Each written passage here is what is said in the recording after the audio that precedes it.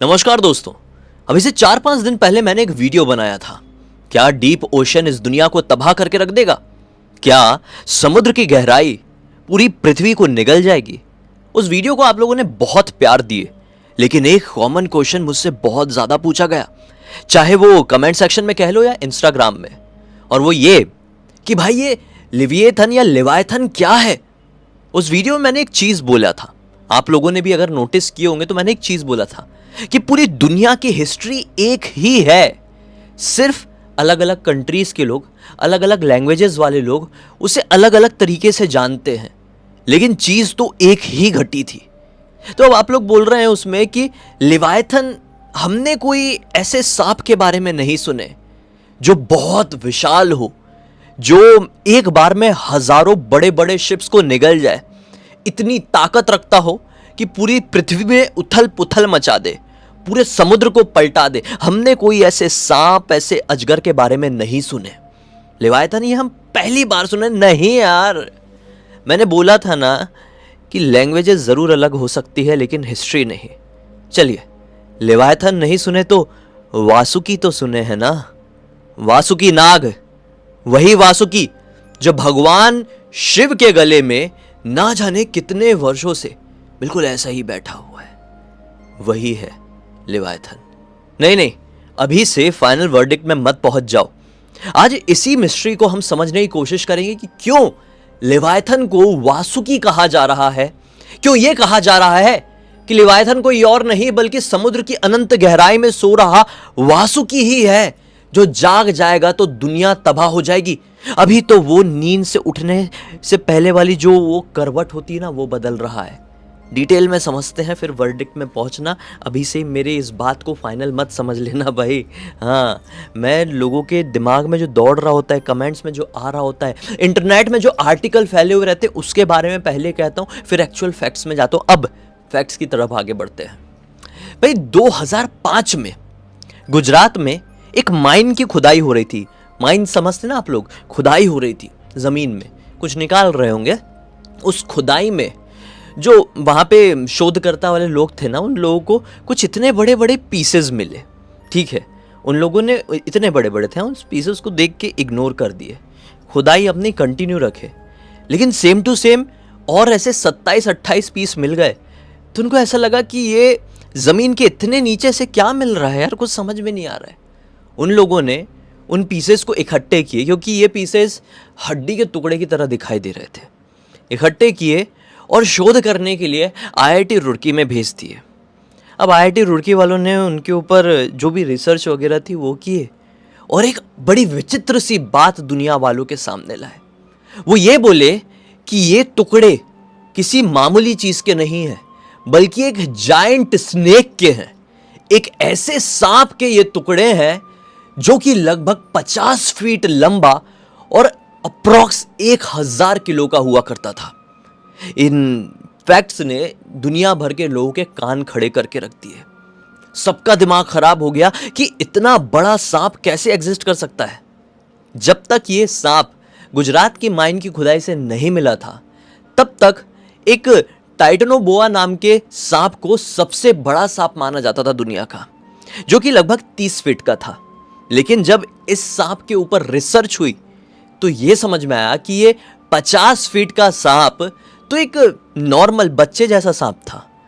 जो एक्चुअल, जो हेल्दी और जो फिट वाला सांप रहा होगा, वो अप्रॉक्स 90 से 100 फीट का रहा होगा, और उसका वजन 2000 से 3000 किलो तक का होगा। ये भी इस बात में सामने आया कि उस समय कोई आदमी एग्जिस्ट नहीं करते थे, हम जैसे लोग उस समय एग्जिस्ट नहीं करते थे। उस समय शेर, चीते, ऐसे जो आज के टाइम पे जानवर देखने को मिलते हैं, वो भी एग्जिस्ट नहीं करते थे। उस समय एग्जिस्ट करते थे विशालकाय हाथी। जो आज के टाइम पे हाथी है, उनसे भी 3 गुना बड़े हाथी, और वो सांप उन्हीं हाथियों को अपना शिकार बनाते थे। वो सांप जहरीले नहीं होते थे, बल्कि ऐसे विशालकाय जानवरों में लपेटा मारते थे, उनकी हड्डियां निचोड़ देते थे और उनको पूरा का पूरा निगल लिया करते थे। जैसे कि बहुत बड़े बड़े क्रोकोडाइल्स की भी बात कह लो, उस समय वेल्स समुद्र के अंदर, समुद्र के बहुत नीचे हिस्से में जो व्हेल मछली होती है वो पृथ्वी में चला करती थी। जी हाँ, मैं ये रियल फैक्ट वाली बात बोल रहा हूँ। इंटरनेट में आप सर्च करके देख लेना कि व्हेल मछलियाँ शुरू से ही समुद्री जीव नहीं थी। वो एक ऐसी मैमल थी जो कि पृथ्वी में पहले एग्जिस्ट किया करती थी और फिर यहाँ के वातावरण को छोड़ के वो पानी में शिफ्ट हुए थे। उनकी बहुत पहले के पूर्वज पृथ्वी में थे, तो ऐसे बड़े बड़े व्हेल्स को भी ऐसे सांप अपना शिकार बनाया करते थे।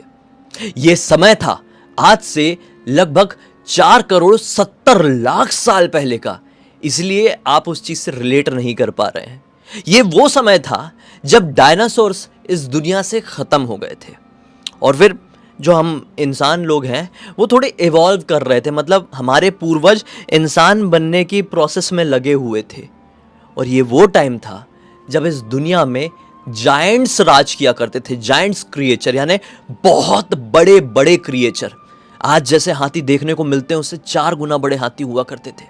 जैसे कि ये सांप जो कि गुजरात की 2005 वाली खुदाई से मिला था, ये करोड़ों साल तक, जब इन सांपों का भी अंत होने को आया ना, तो ये करोड़ों साल तक ज़मीन में ही रहे और फिर उनके ऊपर चीज़ें आती गई, ज़मीन बनती गई, पहाड़ बनते गए, पेड़ पौधे आते गए, वो बहुत नीचे चले गए।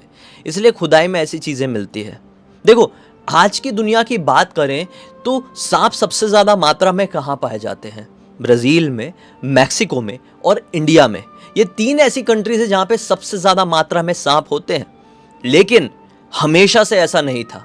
हमेशा से तो ये पूरी जो पृथ्वी है, जो मतलब ये हमारा जो ठोस ज़मीन है, वो एक हिस्से में ही थी और समुद्र से घिरी हुई थी। ये आइलैंड था। ये जो पूरी पृथ्वी है, ये कह सकते हैं पृथ्वी का 95% हिस्सा एक ही आइलैंड था। फिर समय के साथ टेक्टोनिक प्लेट्स में हलचल हुई और इंडिया ये अलग हो गया, ये चाइना अलग हो गया, ये साउथ अफ्रीका अलग हो गया और ऐसे ही अलग अलग क्रिएचर्स भी अलग अलग जो पृथ्वी के हिस्से बट रहे हैं वहाँ पर बढ़ते चले गए। सांप इसीलिए इन तीनों हिस्सों में सबसे ज़्यादा हुआ करते थे। अब मैंने स्टार्टिंग में वासुकी का जिक्र किया था, क्यों किया था वो भी मैं आपको बता दूं। जब इतना बड़ा क्रिएचर, इतना बड़ा सांप आईआईटी रुड़की के लोगों को मिला, साइंटिस्ट को मिला, जो उसके ऊपर सर्वे खोज करने वाले लोग थे उनको मिला, तो उन लोगों ने इसका नाम वासुकी इंडिकस रखा, जो कि भगवान शिव के वासुकी नाग से इंस्पायर होकर रखा गया था। तो क्या वासुकी नाग और आज के समय में मिला हुआ वो वासुकी जो कि 4,70,00,000 साल पहले एग्जिस्ट करता था, वो एक ही है? क्या भगवान शिव उसी 100 फीट के बड़े जितने सांप को अपने गले में धारण किए हुए हैं? ये भी आपको समझ में आएगा। अभी आप जो सुने वो वासुकी इंडिकस के बारे में सुने थे, वो विशालकाय सांप। अब हम आपको बताते हैं कि वासुकी नाग क्या था। भाई, जब समुद्र मंथन हो रहा था तो सबसे बड़ा रोल था वासुकी नाग का ही। बीच में पहाड़ रखा गया था समुद्र के। पहाड़ का नाम कमेंट सेक्शन में बताओ, मुझे जानना है आप लोग कितने नॉलेज रखते हो, मैं भी देखना चाहता हूँ। उस पहाड़ का नाम क्या था जिसकी मदद से समुद्र मंथन हुआ था? उस पहाड़ में वासुकी नाग को बांधा गया था। पूंछ वाले हिस्से को देवताओं ने पकड़े थे और सर तरफ वाले हिस्से को असुरों ने पकड़े थे और फिर उसको ऐसा खींच खींच के समुद्र मंथन हुआ था और इससे ढेर सारा विष निकला था जो कि पृथ्वी में गिरने लगा था। अगर वासुकी नाग का विष, उसका जो वेनम था, वो पृथ्वी में गिर जाता तो तबाही मच जाती। पृथ्वी सही तरीके से बनने से पहले ही उजड़ जाती। इसलिए भगवान शिव सभी के बीच में आए। महादेव ने वो विष को एक पात्र में इकट्ठा किया और पूरे ब्रह्मांड की भलाई के लिए उस विष को ग्रहण कर लिया। अब वो विष भगवान शिव के गले तक पहुंचने लगा। जब समुद्र मंथन खत्म होता आया तो वासुकी नाग ने यह देखा कि मेरे इष्ट देव महादेव के गले में मेरा विष, समुद्र मंथन का इतना भयंकर विष चले गया, उनको कितनी पीड़ा हो रही होगी। तो वासुकी नाग जो खुद की तकलीफ को भी नहीं देखा था, जिसको पकड़ के लोग इतने सालों तक समुद्र मंथन कर रहे थे, वो खुद इतना ज़्यादा घायल था। वो अपनी चोटों की परवाह बिना किए भगवान शिव के गले में आ लिया और पूरा लपेटा मार दिया कि मेरे महादेव को विष की वजह से कोई तकलीफ नहीं होना चाहिए। माता पार्वती भी थी, उन्होंने भी भगवान शिव के गले में इस तरीके से हाथ रखी थी, इसलिए उनका जो विष था वो यहीं पर ठहर गया था, इसलिए भगवान शिव का नाम नीलकंठ भी कहलाया था। ये बात भी मैंने आपको बता ही दिया। चलो आज तो वासुकी नाग, इस कहानी से क्या समझ में आता है, क्या कि वासुकी नाग वेनमस था, वासुकी नाग के पास विष था, और जो वासुकी इंडिकस जो कि गुजरात की 2005 वाली खुदाई से मिला था, रिसर्च में ये समझ में आया कि उसके पास विष नहीं था। क्लियर हो गया वर्डिक्ट कि वासुकी नाग जो भगवान शिव के गले में है वो वासुकी ये वासुकी नहीं है जो 4,70,00,000 साल पहले इस दुनिया में, हमारी पृथ्वी में डायनासोर्स के बाद और हमारे पहले राज किया करता था। उनकी कई स्पीसीज एग्जिस्ट करती थी। हो सकता है 99% चांस ये है कि वही वासुकी में से कुछ वासुकी होंगे, यानी वही, अब हम इसको वासुकी इंडिकस कहते हैं, चलो वही वासुकी इंडिकस में से कुछ वासुकी इंडिकस ऐसे होंगे जो कि समुद्र की अनंत गहराई में चले गए, क्योंकि वो जायंट्स थे। वो नॉर्मली आज के टाइम पे ऐसे नहीं घूम सकते थे, क्योंकि उस समय का वातावरण, उस समय की हवा पानी आज की हवा पानी से बहुत अलग है। तो जब उन लोगों ने ये पाया कि हवा पानी बदल गई है और हम जैसे जायंट्स यहाँ पर इस पृथ्वी में, इस ठोस जमीन में नहीं रह सकते, तो जो कुछ बचे कुचे इंडिकस होंगे, बचे कुचे वासुकी होंगे, वो समुद्र की अनंत गहराई में चले गए और वहाँ पर आराम करने लगे। आज से लगभग 3,000 साल पहले की जापानीज माइथोलॉजी में ये इन्हीं का वर्णन मिलता है, जिन्हें लिवायथन भी कहा जाता है। लेकिन लिवायथन का भी एक अलग ही कंसेप्ट है। सिर्फ जापानीज उसमें माइथोलॉजी में इसका वर्णन नहीं मिलता है, बल्कि और भी जगह आप लिवायथन के बारे में बहुत कुछ सुनेंगे। इसका वर्णन अब मैं अभी इसमें सब कुछ नहीं कवर करूंगा, इसके लिए मैं एक सेपरेट वीडियो बनाऊंगा। अगर आप लोग जानना चाहते हैं कि लिवायथन क्या है, अब हमने तो हिंदू पुराणों के हिसाब से, हमारी भारतीय हिस्ट्री के हिसाब से तो समझ ही लिए कि लिवायथन क्या हो सकता है, वासुकी क्या है, वासुकी इंडिकस क्या है। हमको पूरे दुनिया की नज़र से भी देखना है, तो आप लोग कमेंट सेक्शन में बताओ लिवायथन के बारे में वीडियो देखना है या नहीं। मैं ज़रूर बनाऊंगा उसके बारे में एक सेपरेट वीडियो। बाकी यही माना जा रहा है, बहुत सारे लोग, बहुत सारे रिसर्चर्स जो इन चीज़ों को देख रहे हैं, जो ओर फिश ऊपर आ रही है, जो एंगलर फिश ऊपर आ रही है, वो यही कह रहे हैं कि अंदर जो वासुकी इंडिकस, जो बड़े बड़े वासुकी इंडिकस है, वो समुद्र की गहराई में जाकर शिफ्ट हो गए हैं।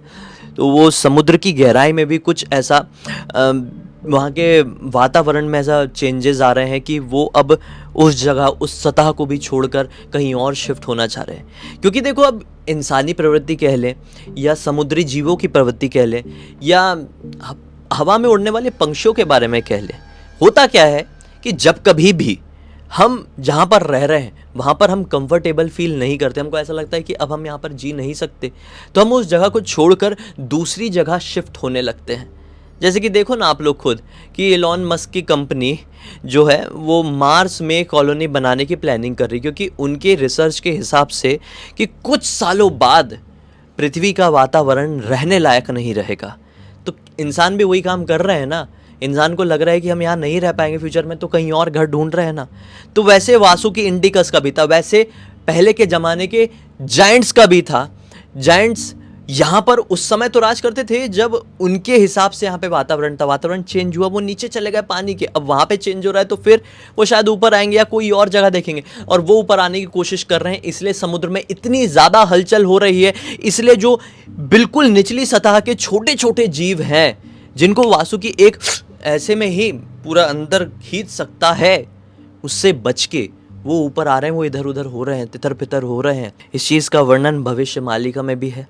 इस चीज़ का वर्णन कई ऐसे हिस्टोरियन, ऐसे जो भविष्यवक्ता हैं, हिस्टोरियन नहीं भविष्यवक्ता ने है, जो कि बताते हैं कि दुनिया कब ख़त्म हो जाएगी, क्या ख़तरा, उन लोगों ने भी किए हैं। तो डरने वाली बात तो है। 2025 की शुरुआत ढंग से नहीं हुई है और दुनिया भर की बातें सामने आ रही है। लिवायथन कह लो, वासुकी कह लो, या फिर कोई भी जायंट एनिमल कह लो, कोई भी विशालकाय एनिमल कह लो, समुद्र के नीचे रह रहा है। चाहे वो जहर उगलता हो, चाहे वो आग उगलता हो, वो एक बार ऊपर आ गया तो सब कुछ तितर बितर हो जाएगा। मेरा वर्ड बहुत छोटा लग रहा हो, लेकिन आप इमेजिन करके देखो ऐसे कोई जीव वापस लौट कर आ जाए तो हम उनके साथ इस दुनिया में कैसे रह पाएंगे। कुत्ते बिल्ली को है हुड्र करके हटाना तो बड़ा आसान रहता है। हमारी सोसाइटी में कोई 4 बिल्ली रहने को आ गई, 4 कुत्ते रहने को आ गए, हम पत्थर मार के भगा देते हैं ना। ऐसी तो करते हैं आजकल, इंसान करते हैं ना। लेकिन ज़रा सोचो, ऐसे जाइंट्स अगर निकल कर आ जाए तो जितना इंसान अपने आप को हर जीवों से ओवर पावर करने की कोशिश करता है, वो क्या कर पाएगा? ये प्रकृति का ही खेल है। जब जब भी किसी का, वो कहते हैं ना, जब जब भी किसी का जोर बढ़ा है इस धरती में, जिस किसी ने भी घमंड किया है अपनी ताकत के ऊपर, उससे बड़ी ताकत आई है। डायनासोर्स अगर इस दुनिया में बहुत ज़्यादा रहते तो ये दुनिया किसी और जीव के रहने लायक नहीं थी। प्रकृति ने ऐसा खेल खेला कि ऐसा उल्का पिंड गिरा कि इतनी बड़ी तबाही मची कि एक झटके में इतने बड़े बड़े विशालकाय जीव समाप्त हो गए और कई सालों तक ये पृथ्वी अनंत पानी के अंदर डूबी रही। बहुत वर्षा हुई थी, बहुत ज़्यादा बारिश हुई थी और पूरी पृथ्वी जलमग्न हो गई थी। इतना ज़्यादा जलमग्न होने की वजह से छोटे छोटे जो रेप्टाइल्स थे वो इवॉल्व हुए और वो सांप बने। उस समय का माहौल, उस समय का हवा पानी ऐसा हुआ कि वो जाइंट्स में तब्दील हो गए। लेकिन अगर वो भी ज़्यादा समय तक एग्जिस्ट करते तो फिर कोई और प्रजाति नहीं पनप पाती और वो ख़त्म हुए और फिर इंसान आए। और अब इंसान भी सब कुछ ओवर पावर करने की कोशिश कर रहे हैं। इतना पाप बढ़ गया, इतना दुख बढ़ गया है, इतना दर्द बढ़ गया है, इतना क्रोध लोभ बढ़ गया है कि ये पृथ्वी वापस से इतिहास को दोहराएगी और फिर एक शक्ति आएगी जो इंसानों के ऊपर भी ओवर पावर करेगी और फिर वापस से समय चक्र घूमेगा। मैं सब कुछ कवर करूंगा। जानना चाहते हैं तो आप बताइए। असली डर तो यही है। हॉरर वीडियो देखना है तो ब्लडी वाइब्स में आज के लिए जाओ। आज मैं ये कवर करना चाहता था, कुछ आईना दिखाना चाहता था आप सभी लोगों को, जो मैंने भी देखा, इसलिए वीडियो बनाया। तो बस इसी एक नोट के साथ इस वीडियो का अंत करते हैं। अब तक इस वीडियो को देख लें तो लाइक ज़रूर कर देना, चैनल को सब्सक्राइब करके बेल आइकन के ऑल के ऑप्शन में क्लिक करना, क्योंकि इसी तरह के हैरान कर देने वाले खौफनाक वीडियोस डेली आप लोग के सामने लेके आता रहता हूँ। इंस्टाग्राम की लिंक इस वीडियो के डिस्क्रिप्शन बॉक्स में मिल जाए, क्लिक करके डायरेक्टली वहाँ पर पहुँच जाना। और इसी तरह की कोई भी टॉपिक, कहानी या जानकारी आप लोग के पास भी है तो लिख भेजना। हो सकता है मेरा अगला वीडियो कल आपके हिसाब से बन रहा होगा। चलिए कल फिर से मिलते हैं, तब तक के लिए बहुत बहुत धन्यवाद। आपका दिन शुभ हो।